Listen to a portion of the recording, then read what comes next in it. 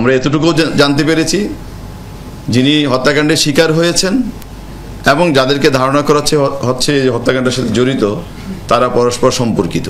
লালচাঁদ হত্যা মামলায় গ্রেপ্তার 5 জন, টিটন গাজী 5 দিনের রিমান্ডে। রাজধানীর মিডফোর্ড হাসপাতালের সামনে ভাঙারি পণ্যের ব্যবসায়ী লালচাঁদ ওরফে সোহাগকে নৃশংসভাবে হত্যা করায় গ্রেপ্তার মোহাম্মদ টিটু গাজীকে 5 দিন রিমান্ডে নিয়ে জিজ্ঞাসাবাদ করার অনুমতি দিয়েছেন আদালত। পুলিশের আবেদনের পরিপ্রেক্ষিতে ঢাকার চিফ মেট্রোপলিটন ম্যাজিস্ট্রেট আদালত শনিবার বিকেলে এ আদেশ দেন। আলোচিত এ হত্যা মামলায় টিটন গাজী সহ মোট 5 জনকে গ্রেপ্তার করা হয়েছে।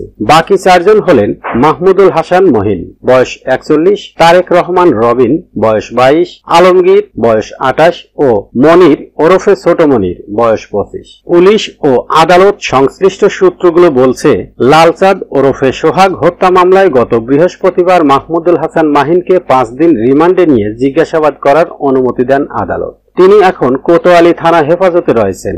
আর গ্রেপ্তার তারেক রহমান রবিনকে সেদিন অস্ত্র মামলায় 2 দিনের রিমান্ড মঞ্জুর করেন আদালত। তারেককে 2 দিন রিমান্ডে নিয়ে জিজ্ঞাসাবাদ করেছে পুলিশ। তাকে কারাগারে পাঠানোর আদেশ দিয়েছেন আদালত এবং তাকে লালচাঁদ হত্যা মামলায় গ্রেপ্তার দেখানো হয়েছে। এছাড়া এ মামলায় আলমগীর, বয়স 28 ও মনির ওরফে ছোট মনির, বয়স 25কে গ্রেপ্তার করেছে র্যাব। তাদের আদালতে হাজির করা হবে বলে সংশ্লিষ্ট সূত্র জানিয়েছে। গত বুধবার মিডফোর্ড স্যার সলিমুল্লাহ কলেজের সামনে ব্যস্ত সড়কে প্রকাশ্যে নৃশংসভাবে লালচাঁদকে হত্যা করে একদল লোক। হত্যার আগে ডেকে নিয়ে তাকে পিটিয়ে এবং ইট পাথরের টুকরো দিয়ে আঘাত করে মাথা ও শরীরের বিভিন্ন অংশ থেতলে দেওয়া হয়। এক পর্যায়ে তাকে বিবস্ত্র করা হয়। তার শরীরের উপর উঠে লাফান কেউ কেউ। লালচাঁদ হত্যা ঘটনায় রাজধানীর কোতোয়ালি থানায় গত বৃহস্পতিবার একটি মামলা হয়েছে। নিহত লালচাঁদের বোন মঞ্জু আরা বেগম, বয়স 42, মামলাটি করেন। মামলায় 19 জনের নাম উল্লেখ করা হয়েছে।